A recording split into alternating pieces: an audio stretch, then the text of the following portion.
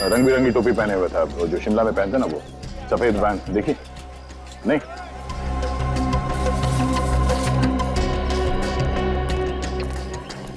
देखिए, आपने किसी ऐसे आदमी को देखा है जिसका रंग सांवला सा है, कद करीब 5-5.5 फीट इंच और सर पर रंग बिरंगी टोपी पहनता है जिस पर हाथ की कारीगरी हुई है, सांवला सा है, अक्सर पान चबाता हुआ यही मार्केट में घूमता रहता है और शायद उसके पास सफेद कलर की वैन है।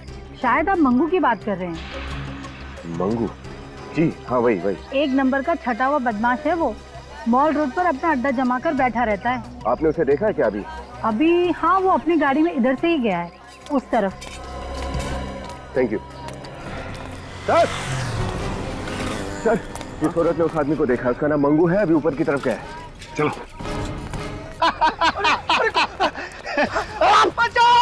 बचाओ! हेल्प! हेल्प! अब तू रोएगा और मैं हंसूंगा। चल! अरे छोड़ दो मुझे!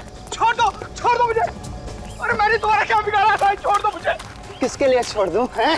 अरे मेरी बात सुनो, तुम्हें जरूर कोई गलतफहमी हुई है भाई। छोड़ दो मुझे! किसके लिए छोड़ दूं? छोड़ दो मुझे! किसके लिए छोड़ दूं? अरे छोड़ दो मुझे! वकील बाबू, मुझे जाने दो प्लीज, मुझे जाने दो। मैंने तुम्हारा क्या बिगाड़ा है? प्लीज मुझे जाने दो। क्या है ना वकील साहब कि अगर आप जिंदा रहे तो बलबीर के बारे में सीआईडी को सब पता चल जाएगा। अब बलबीर का राज छुपाने के लिए मोटा पैसा लिए।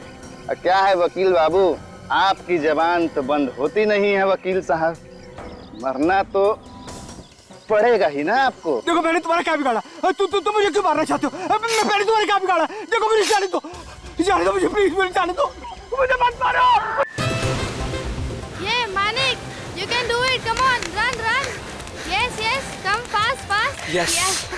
मैं जीता, मैं फर्स्ट आया। थक गए यार। चल कुछ और गेम खेलते हैं। फुटबॉल खेलें? नहीं यार, कुछ बैठने वाला गेम खेलते हैं। अंताक्षरी? नहीं।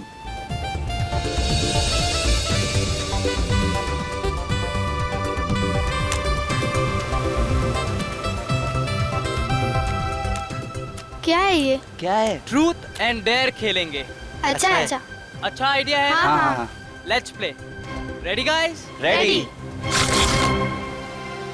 मानिक गया। बोल मानिक, ट्रूथ या डेयर? डेयर। बोल क्या करना है? पक्का? पलटेगा तो नहीं? नहीं पलटूंगा यार, बोल। जाके हम सब के लिए नारियल पानी लेके आ, वो भी अपने पैसों से। गया आज ये। देख लूंगा यार, तेरी बारी आने दे। 5 स्टार होटल में पार्टी लूंगा। जा। रोहन बोल ठाकुर, सच बोलेगा या करतब दिखाएगा? सच बोलूं और तेरे सामने? हम तो करतब दिखाएंगे। चल ठीक है, फिर जा उस समंदर में जाके डुबकी मार, वो भी 5 मिनट तक। ठीक है, तुझे पता है ना कि मैं तैर नहीं पाता हूँ। तो मैंने कब बोला तुझे तैरने को? मैं तो बोल रहा हूँ जाके डुबकी लगा। 5 मिनट कैसे रह पाएगा वो? Be fair. चल ठीक है, तेरे लिए 2 मिनट, इतना तो कर सकता है ना डरपोक? देख है मैं डरपोक नहीं हूँ। हाँ, मैं तो कहता हूँ तू जागृति की चूड़ियाँ पहन ले। देख है चुप हो जा, वरना क्या करेगा? हैं? चुप हो जा तू। क्या करेगा तू? क्या करेगा बता ना, क्या करेगा? अरे रुको। मार दूंगा तुझको, मैं बोल रहा हूँ। अरे रोहन रुक जा, उसमें कुछ है। दिखा, इसको खोल के देखते हैं।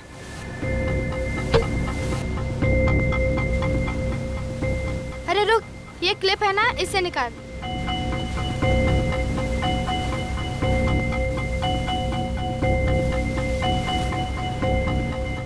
Thank you.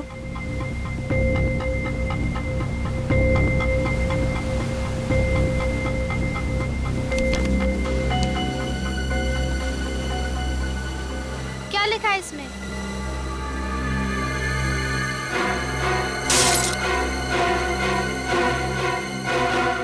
मेरे भाई ने मुझे गोली मार दी है और मैं मर रहा हूं।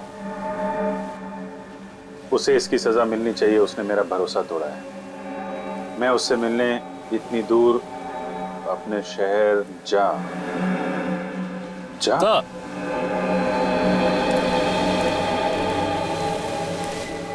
इस बोतल में थी ये चिट्ठी? जी सर।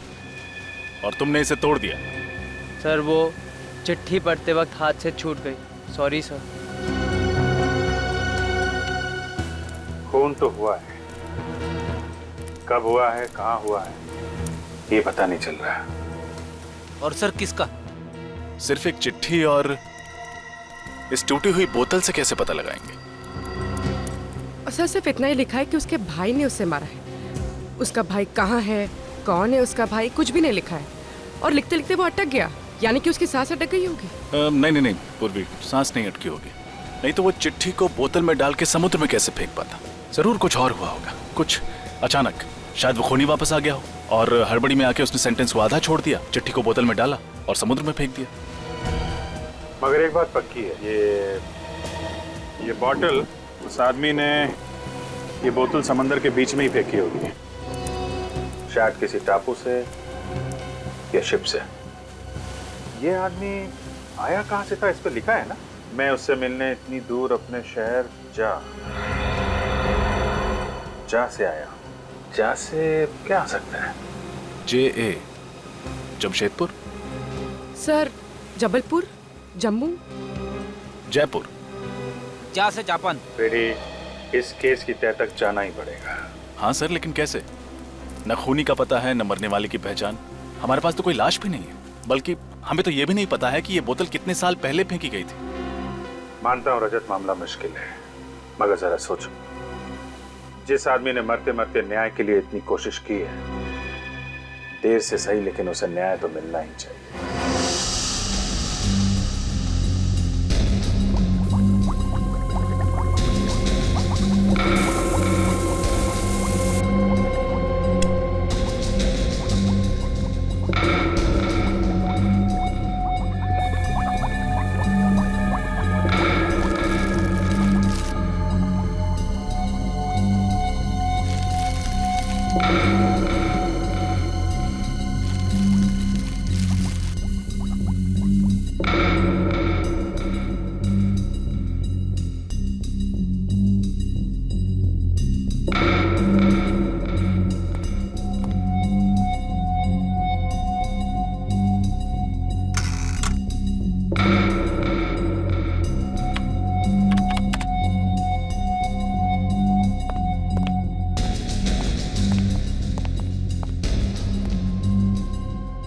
बहुत बिजी है, मुंडी ऊपर करने के लिए भी वक्त नहीं है। तो और क्या, मुझे 24 घंटे बिजी रखना तो तुम्हारा परम कर्तव्य है, और मानना पड़ेगा बॉस, तुम अपने कर्तव्य को बहुत जिम्मेदारी के साथ निभाते हो।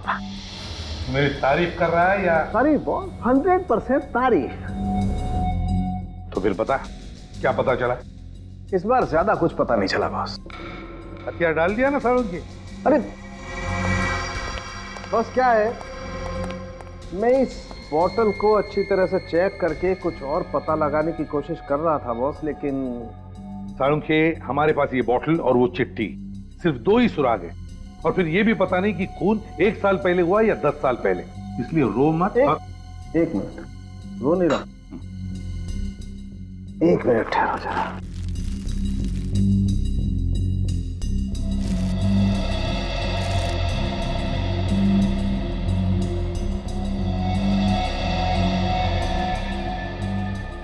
ये देखो सर, ये तो सफेद नमक की तरह लग रहा है सर। पता चल सकता है कि इसमें क्या था?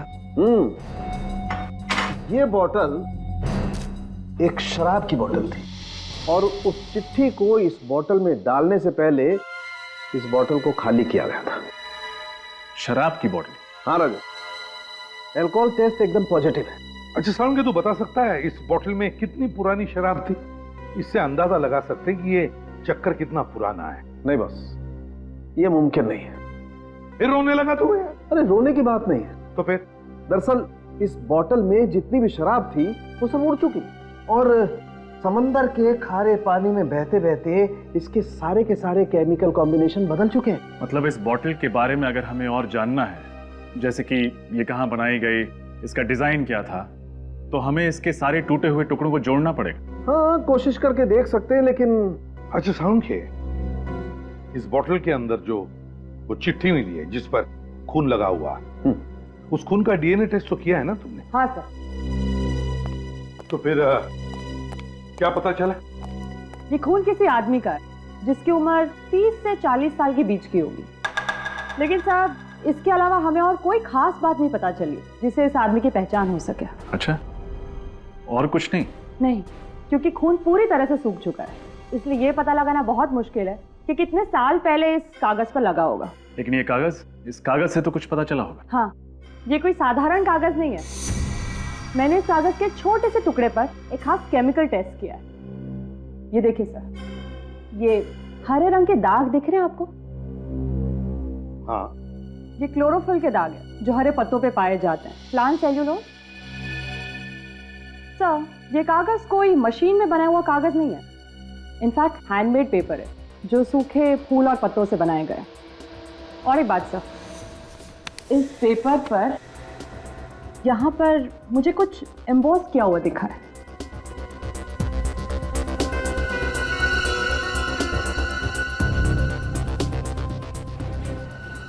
ये लोगो जरूर किसी कंपनी का लोगो है, शायद किसी शिपिंग कंपनी का। सर, ये लोगो किसी भी कंपनी ने रजिस्टर्ड नहीं कराया है। सर, ये लोगो आधा है आधा नहीं। हम पेंट करके इसको पूरा करने की कोशिश भी तो कर सकते हैं।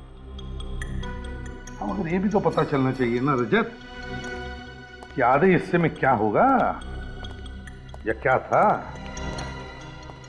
काम करते हैं, निखिल जरा आईना लेकर आओ जल्दी।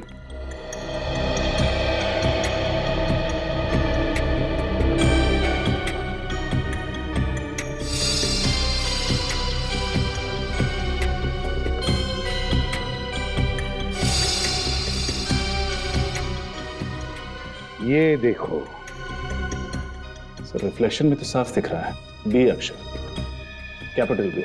इसका मतलब है ये पेपर खास तौर पर किसी के लिए बनाया गया था। ये हैंडमेड पेपर, जिसके लिए भी ये पेपर बना है उसका नाम शायद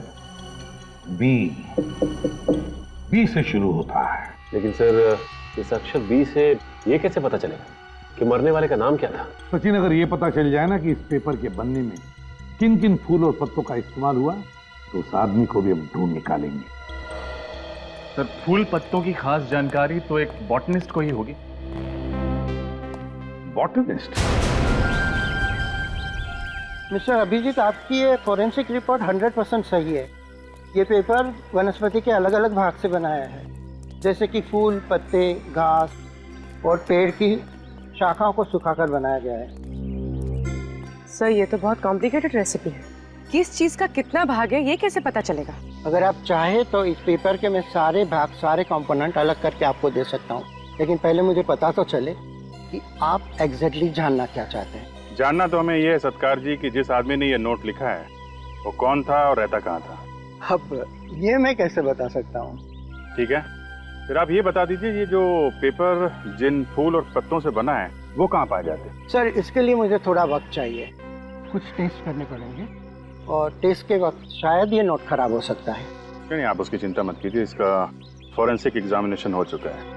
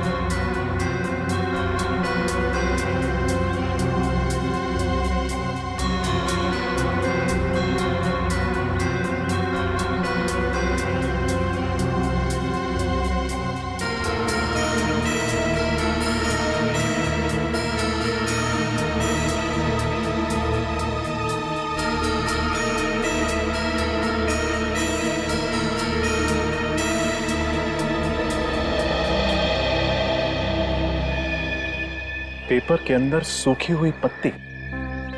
ऐसा ही एक स्पेसिमेन मेरे पास भी है।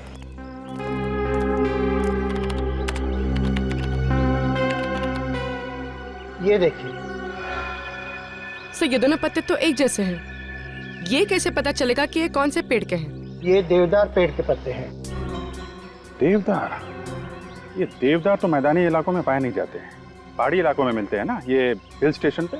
जी सर, 1800 से 3000 मीटर की ऊंचाई पर ये देवदार के घने जंगल होते हैं। सर मतलब विक्टिम बी पहाड़ी इलाकों में रहने वाला था? हिमाचल प्रदेश या उत्तराखंड का हो सकता है। विक्टिम बी ने लिखा है कि वो ऐसी जगह रहता था जिसका नाम जे से शुरू होता है। सत्कार साहब, आपका लैपटॉप यूज कर सकते हैं? जी बिल्कुल। अब देखो, सर्च करो, कोई जगह ऐसी है कि जो जे से शुरू होती है?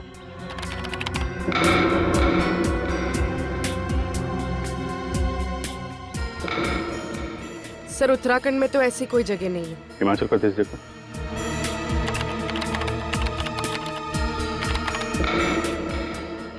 सर ये देखिए जंतवाड़ी, और ऐसी कोई जगह नहीं है जो जे ए से शुरू होती है। गुड, चलो कम से कम ये तो पता चल गया कि विक्टिम बी हिमाचल प्रदेश का है, शायद जंतवाड़ी का। किसका खून हुआ साहब जी? कोई हमारी जंतवाड़ी का था क्या? हाँ, हमें शक है कि वो आदमी जंतवाड़ी का ही रहने वाला था। तो साहब इतने सालों में हमारे कस्बे में तो ऐसा कुछ हुआ नहीं सर कभी। शायद वो आदमी पहले यहाँ पे रहता था, बाद में किसी और शहर में बस गया हो। अच्छा साहब, अब हम आपकी मदद कैसे करें ये बताइए। ये कागज देखकर। ये कागज? अब इसे देख के हम आपको क्या बताएं साहब? देखो, हमें ये पता करना है कि जंतवाड़ी में ऐसी कोई मिल है क्या जहाँ पे ऐसे हैंडमेड पेपर्स बनाए जाते हैं? नहीं साहब, ऐसा तो कोई मिल नहीं है इधर। अच्छा, ये फूल और देवदार के पत्तों को सुखा के कागज बनाया जाता था ना, वो यहाँ पे कहीं बनता है क्या? कोई ऐसा आदमी हो जो बनाता हो? अब भी नहीं है, मगर पहले था। पहले था? हाँ साहब जी, कुछ साल पहले देवदार के पेड़ों को काटने पर पाबंदी लगाई गई थी, मगर उससे पहले देवदार के पत्तों से ऐसे कागज एक वर्कशॉप में बनते थे। कौन चलाता था ये वर्कशॉप? मुंगेरी लाल, माल रोड से नीचे जाके बाईं ओर, पर अब वो उस जगह पर एक प्रिंटिंग प्रेस चलाता है। मुंगेरी लाल। आप ये पेपर देखिए, ये आपके हैंडीक्राफ्ट वर्कशॉप में बनाया गया? हाँ, ये कागज मैंने बनाया था। मेरा मतलब पूरा राइटिंग पैड मैंने बनाया था। किसके लिए बनाया था ये? जमींदार साहब के लिए, कुमार जी, उनका ही ऑर्डर था। उन्होंने खासतौर से कहा था कि उनके परिवार के हर सदस्य के नाम पे लेटर पैड बनाया जाए और सबके नाम की पहला अक्षर लेटर पैड पे छापा जाए। अच्छा, उनके परिवार में किसका नाम है जो बी से शुरू होता है? नहीं साहब, नहीं जानता। हवेली कहाँ है उनकी? साहब आप माल रोड से आए ना, पीछे जो टेकरी है ना, उसी पर हवेली है। Thank you.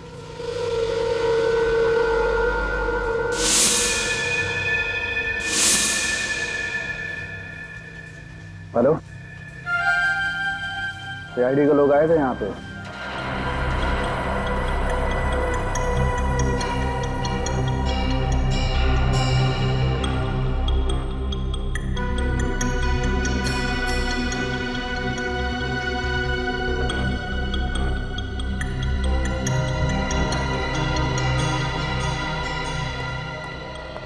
रजत, बोतल बन गई? यस सर, हो गया। Wonderful, very good. सर ये बॉटल की एक तरफ किसी कंपनी का लोगो छपा हुआ है। हाँ, ये क्या? और बॉटल की दूसरी तरफ 50 एम्बॉस्ड है।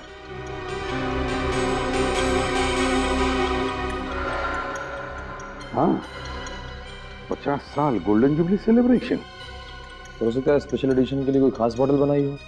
हाँ, हो सकता है। एक काम करो, इंटरनेट से पता लगाओ ये लोगो किस शराब बनाने वाली कंपनी का है।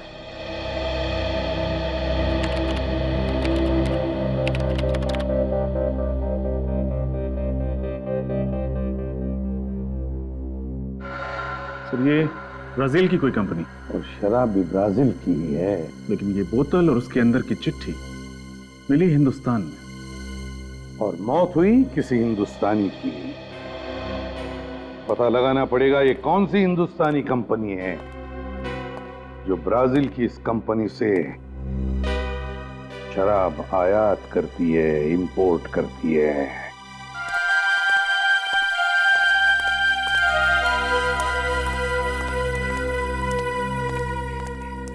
हवेली का हाल तो बड़ा बुरा है। देख के लगता है कि यहाँ पे सालों से कोई नहीं आया होगा। हाँ सर, वहाँ हवेली का गेट भी टूटा हुआ था। और ये देखिए, ये ताला, इस पे भी जंग लगी हुई है। सर कोई बेवकूफ ही होगा जो इतनी करोड़ों की प्रॉपर्टी को सड़ने के लिए छोड़ रखा है, वरना रेंट पे दे देता, बेच देता, इसको होटल बना देता। क्या कर रहे हो? अच्छे घर के लगते हो। कुमार जी के बंगले में कैसे आए? किसको पूछकर फाटक लांग कर गए हो? देखिए आप गलत समझ रही हैं, हम लोग तो रिश्तेदार हैं, कुमार जी के रिश्तेदार हैं। बाहर रहते हैं ना हम लोग अमेरिका में, तो काफी सालों बाद यहाँ आए तो सोचा कुमार अंकल से मिल ले। यहाँ तो सब कुछ बंद पड़ा है और कुमार अंकल फोन भी नहीं उठा रहे हैं। नंबर वंबर बदल गया क्या उनका? जमींदारों के यहाँ पर मेहमान बनकर तो बहुत लोग आते हैं, पर आप लोगों को इससे पहले यहाँ नहीं देखा है। वो हम लोग दूर के रिश्तेदार हैं। क्या है कि काफी सालों से यहाँ आए नहीं है, तो आपने इसीलिए देखा नहीं होगा।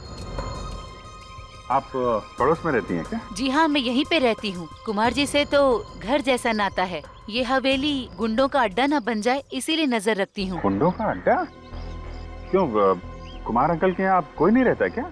यहाँ पे सब उल्टा पुल्टा हो गया है। अब कुमार जी का परिवार यहाँ पे नहीं रहता है, मुंबई में रहता है। कब से? 2005 से। क्यों है ऐसा क्या हो गया? कुमार अंकल हवेली छोड़ के मुंबई चले गए?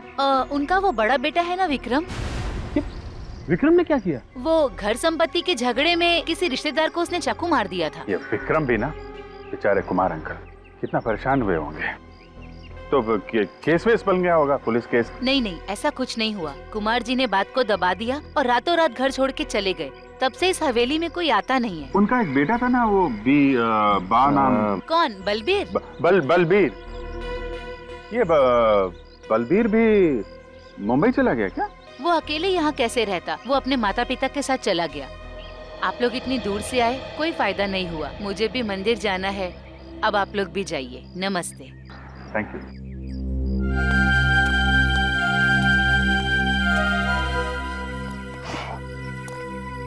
चलो, कम से कम ये तो पता चल गया कि मरते वक्त जिस आदमी ने चिट्ठी लिखी थी उसका नाम बलबीर था। सर नाम तो पता चल गया, लेकिन ये कैसे पता चलेगा कि उसे गोली किसने मारी? हो सकता है उसका राज इस वीरान हवेली में ही छुपा हो।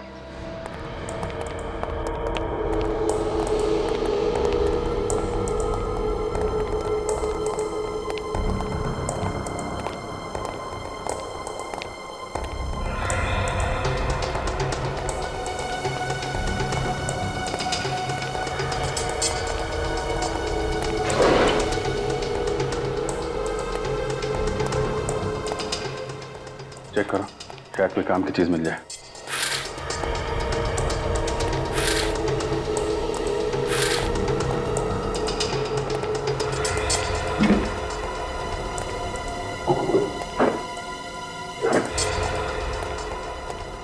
कुछ नहीं मिला सर। साहब। हाँ सचिन।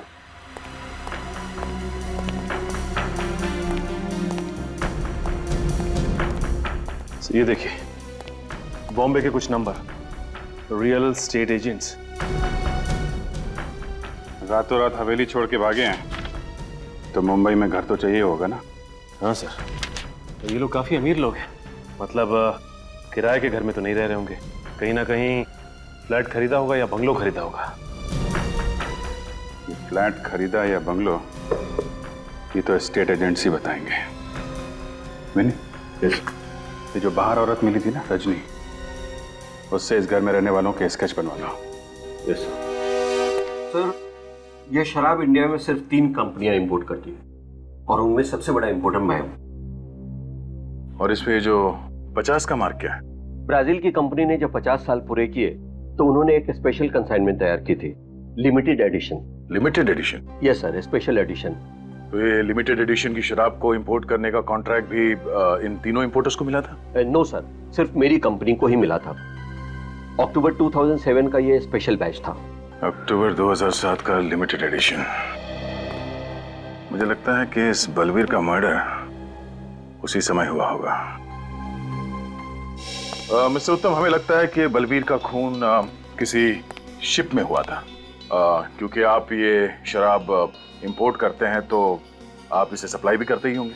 2007 का रिकॉर्ड चेक करके बता सकते हैं कि आपने 2007 में ये शराब किस किस को सप्लाई किया था? हाँ सर, मैं अभी बताता हूँ। प्लीज।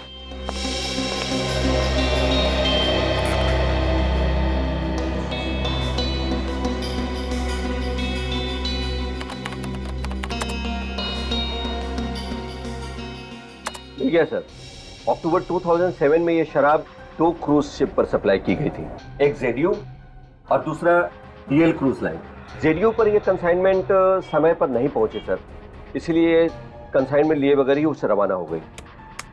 दूसरी शिप अक्टूबर 2007 में ये शराब डीएल क्रूज लाइन पर 60 बॉटल का कंसाइनमेंट गया था। Thank you Uttam ji, thanks a lot. My pleasure. अरे नयन सुख, अरे जल्दी कर, तू मेरा असिस्टेंट होके भी आज तक तूने मुझे कोई सुख नहीं दिया रे। ऐसा क्यों बोल रहे हैं सर? अब तक तो सीआईडी भी नहीं आई। मेरे तो हाथ पांव ढीले पड़ रहे हैं सर, कहीं आपके साथ साथ मुझे भी ना अंदर कर दे। वो बंद रख कर ढूंढ जल्दी। प्रताप जी सर। सीआईडी सर, मैंने तो सिर्फ उनको मकान दिलाया था, बाकी मैं कुछ नहीं जानता सर। नहीं, घबराने की कोई बात नहीं है। अगर आप कुमार परिवार के बारे में कुछ भी खास जानते हैं तो बताइए। हाँ सर, है ना खास बात। इस पार्टी के अलावा आज तक किसी ने भी फुल पेमेंट देके प्रॉपर्टी नहीं खरीदी। पूरा पेमेंट कैश में? हाँ मैडम, बहुत अमीर आदमी थे पर पैसों के लिए झगड़ते थे। कोई भी साथ रहना नहीं चाहता था। मुझसे कहा कि 3 मकान ले लें, वो भी कैश पेमेंट, ब्लैक मनी। सोचिए उनके पास व्हाइट मनी कितनी होगी। 3 घरों का सौदा किया आपने, वो भी ब्लैक मनी। सॉरी सर, लेकिन मैं क्या करता, कुछ पार्टियां होती हैं ऐसी हैं सर। ये कितने साल पुरानी बात है? ये जून 2005 की मैडम। जून 2005 यानी 7 साल पुरानी। हाँ मैडम। फिर भी ऐसे स्पेशल क्लाइंट्स का चेहरा तो आपको याद होगा ही। हाँ मैडम, याद है ना। सर, ये फाइल मिल गई। ये देखिए, ये उनके पासपोर्ट साइज फोटो भी हैं और उनके सिग्नेचर हैं इस पेपर पर। इसका मतलब हम लोग सही राह पर हैं। अच्छा, आपने कहा था कि 3 घरों का सौदा हुआ था, राइट? हाँ सर। सर, एक तो उनके पिताजी ने लिया था, मिस्टर कुमार, और दूसरा उनके बड़े बेटे मिस्टर विक्रम, और तीसरा उनका मझला बेटा अभिमन्यु ने लिया था। और उनका सबसे छोटा बेटा बलबीर, उसने कोई घर नहीं खरीदा? हाँ सर, उसके पास पैसे नहीं थे, इसलिए वो घर नहीं लिया। वो अपने पिताजी के साथ ही रहता। Thank you. सब बलबीर के पास उतने पैसे नहीं थे कि वो घर खरीद सके या कोई घर किराए पे ले। फिर उसे मारकर उसके बड़े भाइयों को क्या फायदा होता? इसका जवाब तो वो 2 भाई लोग ही दे सकते हैं पूर्वी। पर सर, उससे पूछेंगे कैसे? 7 साल हो चुके इस बात को, पता नहीं बस वक्त कहाँ होंगे। उन्होंने मुंबई महानगरी में घर खरीदे थे, और एक बार जो मुंबई में बस गया वो जल्दी कहीं और नहीं बस सकता। इस एड्रेस पर चल के देखते हैं, शायद वो आज भी इसी शहर में हो। डीएल क्रूज लाइनर हमारी ही कंपनी की क्रूज लाइनर थी। हाँ सर, शिप पुरानी हो गई थी, इसलिए 2009 में उसे शिप ब्रेकिंग के लिए शिपयार्ड में भेज दिया गया।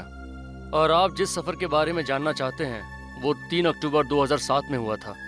सर, मेरा यकीन मानिए उस शिप पर कोई मर्डर नहीं हुआ था। आप हमारा यकीन कीजिए कि उस शिप में एक आदमी का मर्डर हुआ था। सर, मैं यहाँ 9 साल से काम कर रहा हूँ और मेरे जहाज पर कोई मर्डर हो और मुझे पता ना हो, ऐसा तो हो नहीं सकता। 3 अक्टूबर 2007 उस जहाज में जितने भी लोग थे स्टाफ में, उनका नाम तो याद होगा ना आपको? बुलाइए उन्हें जल्दी। जी सर। सुरेश, तुम और राहुल मेरे कैबिन में आओ। पैसेंजर लिस्ट चाहिए हमें। जी सर।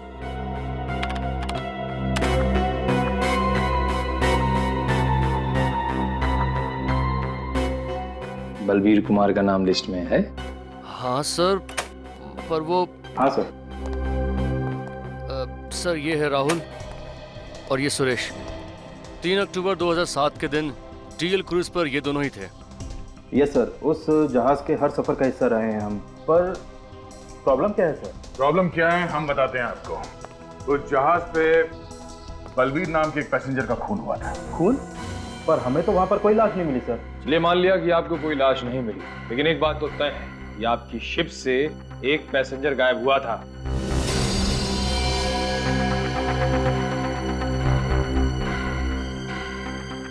हाँ सर, एक पैसेंजर गायब तो हुआ था। तो तुम लोगों ने उसे ढूंढने की कोशिश नहीं की? हाँ?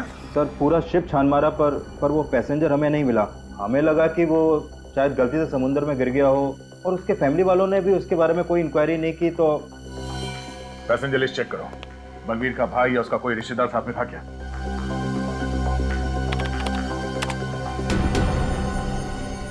नहीं सर, वो अकेला था। इसका मतलब यही हो सकता है कि बलबीर का भाई गलत नाम से एक झूठी पहचान पर सफर कर रहा था। हमें यहाँ बुलाने की वजह क्या है? आखिर चल क्या रहा है? बलबीर की मौत का आपको कैसे पता चला? और आप लोग इतने यकीन के साथ कैसे कह सकते हैं कि वो बलबीर ही था? आप लोगों को किसने बताया? इस चिट्ठी ने। बलबीर ने आपसे खुद कहा कि वो मर चुका है? जी हाँ। मगर कैसे? मैंने कहा ना इस चिट्ठी से। इसमें बलबीर ने अपनी मौत के बारे में खुद लिखा है जब वो 3 अक्टूबर 2007 डीएल इंडिया नाम के जहाज से सफर कर रहा था। बलबीर ने लिखा है कि मेरे भाई ने मुझ पर गोली चलाई, उसे सजा दिलवाना, मेरा विश्वास तोड़ा है। उसको मिलने के लिए मैं यहाँ बहुत दूर अपने शहर ज का मतलब है जंतवाड़ी, जहां से आपके परिवार के बारे में हमें पता चला। बलबीर मर चुका है 2007 में, हमें पता ही नहीं चला। तो जब उसकी मौत के बारे में हमें पता ही नहीं है तो हम कैसे मार सकते हैं उसे? अगर बलबीर ने ही तो लिखा है ना कि उसके भाई ने उस पर गोली चलाई, और उसके भाई कौन है? आप दोनों, मिस्टर विक्रम और अभिमन्यु। डाइंग डिक्लेरेशन, एक मरते हुए आदमी का आखिरी बयान, कानून में बहुत मायने रखता है। सर उसने हमें क्यों दोषी ठहराया है, जबकि 3 अक्टूबर 2007 को हम डीएल इंडिया नाम की शिप पे थे ही नहीं। सर आप चाहें तो पैसेंजर की लिस्ट चेक कर सकते हैं। सितंबर 2007 के बाद हम बलबीर से मिले ही नहीं। और एक बात, इस बात की क्या गारंटी है कि ये चिट्ठी बलबीर ने ही लिखी है? सर किसी ने हमारे साथ भद्दा मजाक किया है सर। मैं मानती हूँ कि इनकी बलबीर से ज्यादा बनती नहीं है, लेकिन इसका मतलब ये तो नहीं ना सर कि मेरे पति और देवर इस हद तक गिर सकते हैं। तो फिर इतने सालों तक आपने ये जानना जरूरी क्यों नहीं समझा कि बलबीर कहाँ है? भाई था आखिर वो इनका। सर हमारा बलबीर से पैसों और जंतवाड़ी की हवेली को लेकर प्रॉब्लम चल रहा था, और इसी बात को लेकर वो हमसे नाराज था, और हमारे माँ बाप के देहांत के बाद तो हमसे कोई नाता रखना ही नहीं चाहता था। एक बात आप सब लोग ध्यान में रखना है, जब तक हमारी तहकीकात पूरी नहीं होती आप में से कोई भी ये शहर छोड़कर नहीं जाएगा, समझे? जा सकते हैं आप लोग।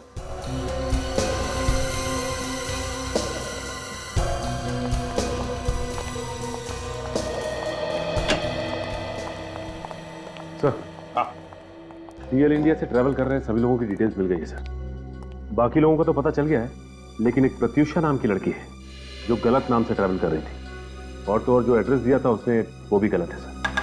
प्रत्युषा, तो हो सकता है ये लड़की उस भाई के साथ मिली हुई हो उस खून में, और ये भाई गलत नाम पे ट्रैवल कर रहा हो। लेकिन सर पैसेंजर लिस्ट में बाकी जितने भी यात्री हैं उनके नाम और एड्रेस मैच करते हैं। मतलब सर बलबीर के दोनों भाई सच बोल रहे थे? हाँ, बलबीर के दोनों भाई सच बोल रहे थे।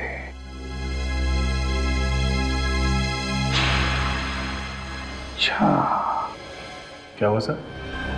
रजत, बलबीर के भाई विक्रम और अभिमन्यु ने हमसे कहा कि सितंबर 2007 के बाद उन्होंने बलबीर को देखा ही नहीं था, और बलबीर की मौत हुई अक्टूबर 2007 में। तो इसका मतलब है उस एक महीने में, मतलब सितंबर और अक्टूबर के बीच बलबीर जंतवाड़ी में ही था, जंतवाड़ी में। सर लेकिन जंतवाड़ी के उस हवेली पर जो औरत थी उसका कहना था कि बलबीर वहां कभी आया ही नहीं, तो क्या वो औरत झूठ बोल रही है? हो सकता है बलबीर उस जंतवाड़ी की हवेली में रुका ही ना हो, जंतवाड़ी में ही किसी और जगह पे ठहरा। लेकिन सर वो ऐसा क्यों करेगा? क्योंकि बलबीर जंतवाड़ी की वो हवेली अपने नाम पर करना चाहता था, और ये बात वो अपने भाइयों से छुपाना चाहता था। मगर सर ये बलबीर जंतवाड़ी में रुका कहाँ होगा? वो तो हम पता लगा ही लेंगे सचिन, पता लगा ही लेंगे, लेकिन उससे पहले ये पता लगाना चाहिए कि ये बलबीर जंतवाड़ी में किस वकील से मिला था?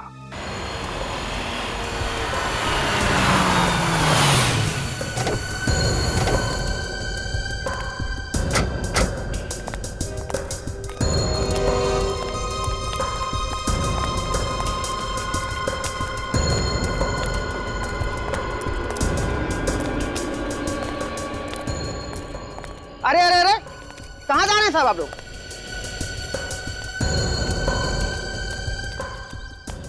कहाँ जा रहे हैं साहब आप लोग? वो संजीव साहब से मिलना था। आप लोग कौन है? सीआईडी मुंबई। सीआईडी? आप ही लोग उनसे मिलने गए हो साहब वो? क्या? मगर हमने तो उनसे कहा था कि हम यहाँ घर पे आ रहे हैं उनसे मिलने के लिए। पता नहीं साहब। लेकिन हमसे मिलने कहाँ गए, कुछ तो बताया होगा तुम्हें। माल रोड गए साहब वो। Mall road? मॉल रोड पे क्यों? 15 मिनट पहले एक आदमी आया था साहब, उसने बोला कि माल रोड में सीआईडी आपका इंतजार कर रही है, और साहब उसी के साथ चले गए वो। समझदार आदमी किसी की बातों में कैसे आ गया? तुमने इस आदमी को पहले कभी देखा था? उसको साहब मैंने जंतवाड़ी में कई बार देखा साहब। कैसे दिखने में कैसा ही? सर वो सांवला सा और 5-5.5 फुट लंबा होगा साहब। और रंग बिरंगी टोपी पहना हुआ था और मुंह में पान चपाया हुआ था साहब वो।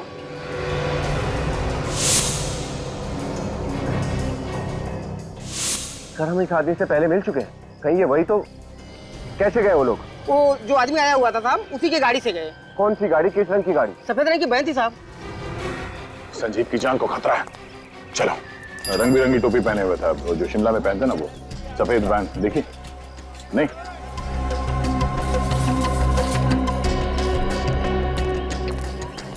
देखिए, आपने किसी ऐसे आदमी को देखा है जिसका रंग सांवला सा है, कद करीब 5-5.5 फीट इंच, और सर पर रंग बिरंगी टोपी पहनता है जिस पर हाथ की कारीगरी हुई है, सांवला सा है, अक्सर पान चबाता हुआ यही मार्केट में घूमता रहता है, और शायद उसके पास सफेद कलर की वैन है। शायद आप मंगू की बात कर रहे हैं। मंगू? जी हाँ, वही। एक नंबर का छटा हुआ बदमाश है वो, मॉल रोड पर अपना अड्डा जमा कर बैठा रहता है। आपने उसे देखा है क्या अभी? अभी हाँ, वो अपनी गाड़ी में इधर से ही गया है, उस तरफ। Thank you sir. जिस औरत ने उस आदमी को देखा, उसका नाम मंगू है, अभी ऊपर की तरफ गया है। चलो।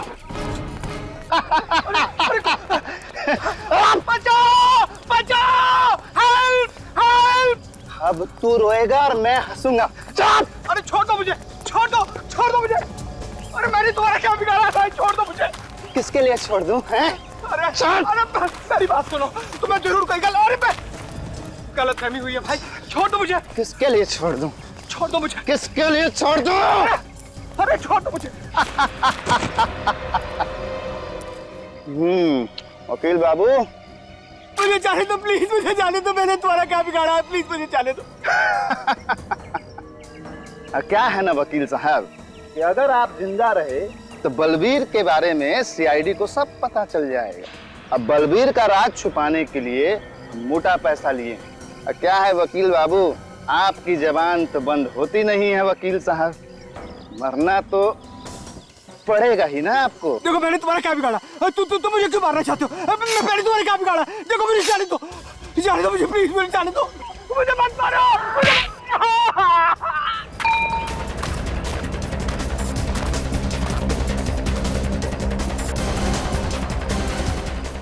आजा।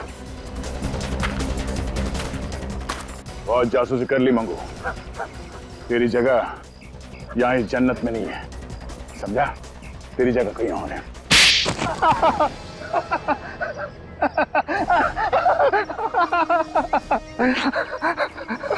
जो कुछ बताएगा सच बताना, वरना। साहब मुझे सिर्फ इंफॉर्मेशन देने के पैसे मिलते हैं साहब। जमींदार साहब के बेटे बलबीर के विषय में कोई भी पूछताछ करता है, बस मैं उन्हें एक फोन लगा देता हूँ सर। किसको बताता था? अब एक औरत है, मैंने उसे देखा नहीं है सर। औरत? तो संजीव जी सर, आपके मुताबिक बलबीर का झगड़ा उनके भाइयों से था? हाँ सर, खानदानी हवेली को लेकर भाइयों में खूब झगड़ा हो रहा था सर। तो बलबीर आपके पास यहाँ आया क्यों? बलबीर के माता पिता के गुजर जाने के बाद वो अपने भाइयों से छुपकर मुंबई से भाग निकला, खानदानी हवेली पर अपना अधिकार जमाने के लिए। उसे यकीन था सर कि उसके भाई आसानी से मानेंगे नहीं और उसके पेपर को कोर्ट में चैलेंज करेंगे। मगर ये औरत कौन है, बलबीर ने कभी बताया? नहीं सर। सर ये बलबीर अचानक यहाँ से भागकर मुंबई क्यों चला गया? हाँ, वो हवेली लेने आया था तो फिर यहाँ से भागा क्यों? पर हाँ सर, उस दिन जाने से पहले। सॉरी, मुझे आने में थोड़ी देर हो गई। कितनी देर लगा दी? मालूम है कोर्ट पहुंचना बहुत जरूरी है। अभी से कोई जरूरत नहीं है एडवोकेट साहब। क्यों? हवेली नहीं चाहिए क्या? नहीं, हवेली तो मुझे चाहिए और हवेली मुझे ही मिलने वाली है। मुझे ही मिलेगी? हाँ, पता नहीं कैसे मेरे भाइयों को पता चल गया कि मैं जंतवाड़ी आया हूँ। आज सुबह ही भैया के घर से फोन आया था, मुझे मुंबई वापस बुलाया और कहा कि हवेली मुझे दे दी जाएगी, उन्हें कुछ नहीं चाहिए। बलबीर ने कहा कि भैया के घर से फोन था। जी। किसने फोन किया बताया? नहीं सर, नाम तो नहीं बताया। ये केस तो फिर से उलझ गया सर। किसका फोन आया था ये तो हमें पता ही नहीं, और बलबीर यहाँ से सीधा जहाज पर गया, लेकिन उसका भाई तो कभी जहाज पर गया ही नहीं। बलबीर ने चिट्ठी में यही लिखा था कि उसके भाई ने उस पर गोली चलाई। ये कैसे हो सकता है? सर, उस जहाज पर वो लेडी पैसेंजर भी जो नकली नाम लेकर घूम रही थी, और उसका कैबिन ठीक बलबीर के कैबिन के सामने था। प्रत्यूषा, उसका नाम प्रत्यूषा है। हाँ सर, हो सकता है कि उसी औरत ने बलबीर को पटाकर उस जहाज पर बुलाया हो, लेकिन सर उस औरत को ढूंढेंगे कैसे?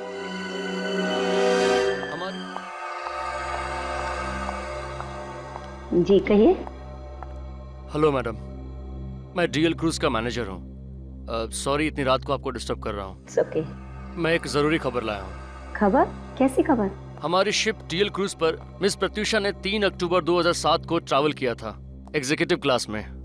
उन्हें लकी ड्रॉ में एक फ्री गिफ्ट कूपन मिली है हमारी नई क्रूज पर यूरोप के लिए। तो क्या मैं मिस प्रत्यूषा को पर्सनली ये फ्री गिफ्ट कूपन दे सकता हूँ? प्रत्यूषा? कौन प्रत्यूषा? देखिए, हमारे घर में इस नाम की कोई औरत नहीं रहती है, आप शायद गलत एड्रेस पे आए हैं। मिस प्रत्यूषा 91 पॉकेट ए, सतारा कॉलोनी, 7 बंगलोज, अंधेरी वेस्ट, मुंबई। बिल्कुल सही एड्रेस पे आए हैं सर। पर आपने सुना नहीं, यहाँ पर कोई प्रत्यूषा नहीं रहती है। और ये कैसी शिपिंग कंपनी है कि अपने मैनेजर को रात में किसी के घर भेजती है फ्री गिफ्ट कूपन देने के लिए? चलिए निकले यहाँ से। माया, देखिए, आप लोगों को कुछ गलतफहमी हो रही है। एड्रेस सही है, लेकिन 3 अक्टूबर 2007 को हमारे घर से डीएल क्रूज पे कोई गया ही नहीं था। और ये प्रत्यूषा नाम भी हम पहली बार ही सुन रहे हैं। तो क्या हम झूठ बोल रहे हैं? हम पवई से इतनी दूर आपको फ्री ट्रिप देने आए हैं। हमारे पास इंफॉर्मेशन बिल्कुल सही है, हमारे पास सारे पैसेंजर्स की लिस्ट है, ये देखिए। अरे आप लोग तो हाथ धोकर हमारे पीछे पड़ गए। हमने कहा ना, इस नाम की कोई लेडी हमारे घर में नहीं है, और हमें कोई गिफ्ट नहीं चाहिए। प्लीज चले जाइए यहाँ से। अब आप लोग यहाँ से जा रहे हैं या मैं पुलिस को बुलाऊं? ये पुलिस को बुलाने की धमकी किसे दे रहे हैं आप? पुलिस को तो अब हम बुलाएंगे। क्या जालसाजी आप लोगों ने की है? झूठे नाम और दस्तावेज जमा करके आप लोगों ने कानून तोड़ा है। क्या हमने कानून तोड़ा है? हमने झूठे दस्तावेज जमा किए थे? कैसे साबित करोगे तुम? क्या सबूत है तुम्हारे पास? फोटोग्राफ्स हैं। कौन से फोटो? वही जो शिप पर गालानाइक पर लिए गए थे। शिप के कैप्टन ने अपने यादगार के तौर पर हर एक पैसेंजर के साथ फोटो खिंचवाई थी। अरे बंद करो ये बकवास। ना ही मैंने यहाँ का एड्रेस दिया था, और ना ही शिपर को ऐसे गाला नाइट हुआ था, और ना ही मैंने सिरे को कोई फोटोग्राफ खींचा था। तो कहाँ से दिखाएंगे आप फोटोग्राफ? हाँ,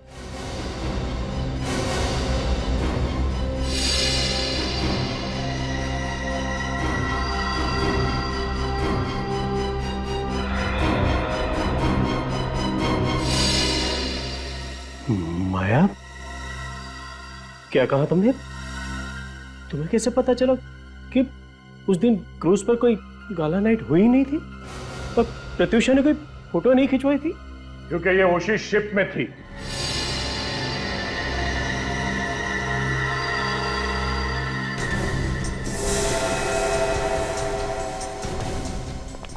राइट माया? या प्रत्यूषा को? हाँ? क्यों मारा बलबीर को?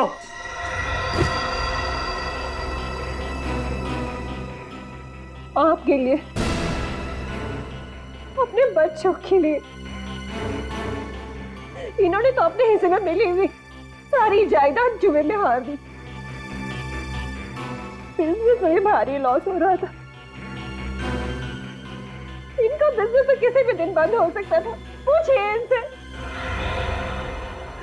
हम लोग जयंती और अभिमन्यु की तरह सुखी नहीं थे। हालात बिगड़ते जा रहे थे। हवेली को बेचकर जो पैसे मिलते ना, उससे हमारा सारा कर्जा उतर जाता। मगर ये बलबीर हवेली पर कब्जा करके बैठा हुआ था, और ये इन्होंने भी तय कर रखा था कि हम हवेली में से अपना हिस्सा नहीं लेंगे, सब कुछ बलबीर को दे देंगे। मगर मुझे ये मंजूर नहीं था। इसलिए तुमने बलबीर पर नजर रखना शुरू कर दिया?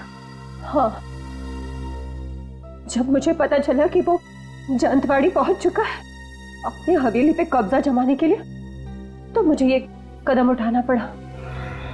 उस वक्त विक्रम भी काम के सिलसिले से सिंगापुर गए हुए थे। और फिर तुम्हें साजिश रचने का पूरा मौका मिल गया। हाँ, मैंने मौके का फायदा उठाकर उसे फोन किया और उसे कहा कि उसके भाई उसे एनओसी देने के लिए तैयार है।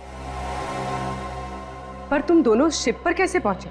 मैंने उसे कहा कि जब हमारे भी सारे गिले शिकवे खत्म हो चुके हैं, तो क्यों ना पूरा परिवार एक साथ क्रूज पर सेलिब्रेट करे। और मैंने उसे वादा भी किया कि वहां पर मैं उसे एनओसी पेपर्स दे दूंगी। भाभी, आपने तो कहा था कि सारे गिले शिकवे दूर हो गए हैं, फिर मेरे आने की खबर भैया से क्यों छुपाई गई? अरे मैं उन्हें सरप्राइज देना चाहती हूँ, फिर जल्दी करो, वो दोनों डेक पर पहुंच चुके हैं। Come on. अच्छा, और वो एनओसी पेपर्स? वो मैंने अपने साथ ले लिया है, दोनों भाइयों के सामने दूंगी, चलेगा? हाँ, अब चलो। एक मिनट, मैं भी अपने डॉक्यूमेंट्स ले लेता हूँ।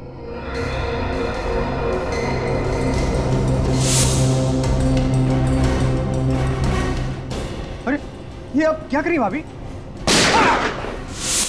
बलबीर बेवकूफ तो था नहीं, उसे पता था कि सिर्फ विक्रम के एनओसी से कुछ नहीं होगा, इसलिए मैंने अभिमन्यु भैया का भी नाम जोड़ दिया।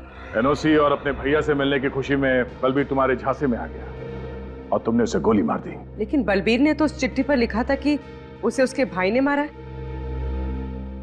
गोली चलाते वक्त मैंने उसे कहा था कि उसका भाई उससे नफरत करता है, तुम उसके रास्ते के कांटे हो, वो नहीं चाहते कि तुम जिंदा रहो। ये सोचो कि ये गोली मैंने ही तुम्हारा भाई चला रहा है। और ये सुन के बलबीर टूट गया, सदमा बर्दाश्त नहीं कर पाया और चिट्ठी में ये लिख दिया कि उसके भाई ने उसे गोली मारी है। बलबीर को मरे तो 5 साल हो गए, अब तक तुमने हवेली अपने नाम क्यों नहीं कराई? वो सब इनकी वजह से। कितनी बार कहा है इनसे कि भूल जाओ बलबीर को, अगर वो हवेली में इंटरेस्टेड होता तो सबको छोड़ कर नहीं जाता, पर यह है कि नहीं, वो एक दिन जरूर वापस आ जाएगा, जरूर वापस आ जाएगा। पर विक्रम को मालूम नहीं था कि बलबीर कभी वापस आने वाला नहीं था, क्योंकि तुमने उसे मार दिया। भाभी मां समान होती है और तुमने उस रिश्ते को बदनाम किया है और इस घर को भी तोड़ दिया। You are under arrest Mrs Maya.